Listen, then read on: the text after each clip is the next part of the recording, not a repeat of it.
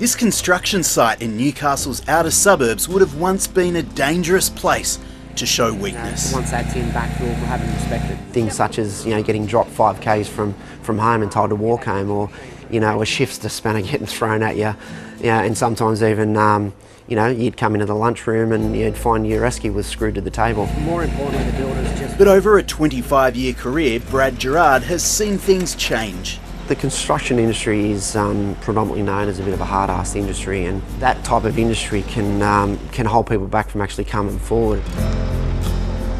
Kate Mudd is part of the New Guard, determined to stop her industry being overrepresented in suicide statistics. Something needs to drastically change because it is becoming more and more. We're not talking about your 25 to 40-year-old age now, you're looking at your 14-year-olds. They're the next up-and-coming generation.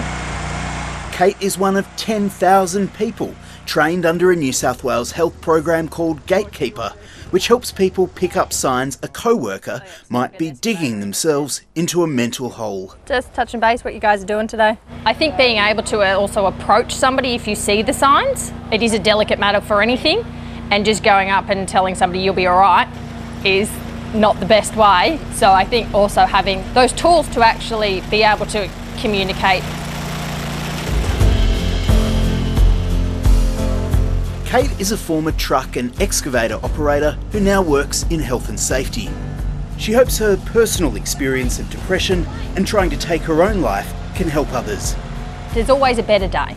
These people that do suffer every day, I can be the silver lining that there is that light at the end of the tunnel. Joel Golden is another old-timer noticing a change for the better. He's taken time off for his mental health and now hopes to lend an ear as a gatekeeper. 9 out of 10 I've found someone will turn and say, not really, I'm not going that good, or this is not working out, or I'm having this problem, or that's what I've found.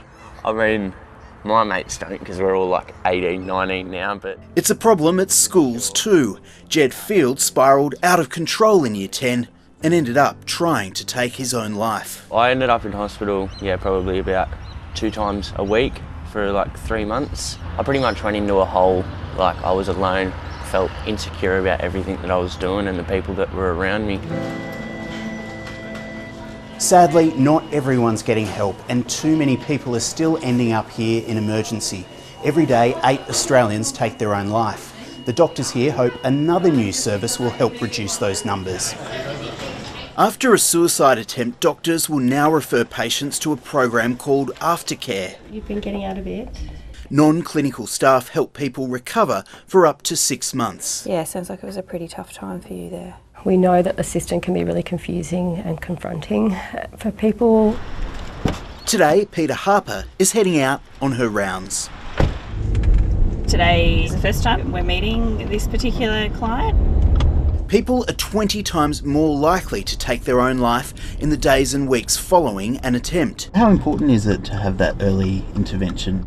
It's crucial. It's that start point of being able to create things that are different for them and be able to break things down into small manageable steps for them. The help can be as simple as organising finances or finding new support services. Hello, I'm Peter. Nice to meet you. Suicide is the leading cause of death in Australia. Last month, the federal government announced $156.8 million to expand this New South Wales program nationally. We have to talk about suicide prevention. We have to talk about suicide, really difficult thing to talk about, but important that we do. And then we've also got to be brave enough and courageous enough to try these different models. Jed Field vouches for its success. Today he's scoring goals and wants people to know there's hope. There is a way out. There is always a way out of every situation, good or bad, and you've just got to start talking to someone. He's back finishing school, his dream to serve his country in the army. He says the proof things can change is written all over his face. I am happy, very happy.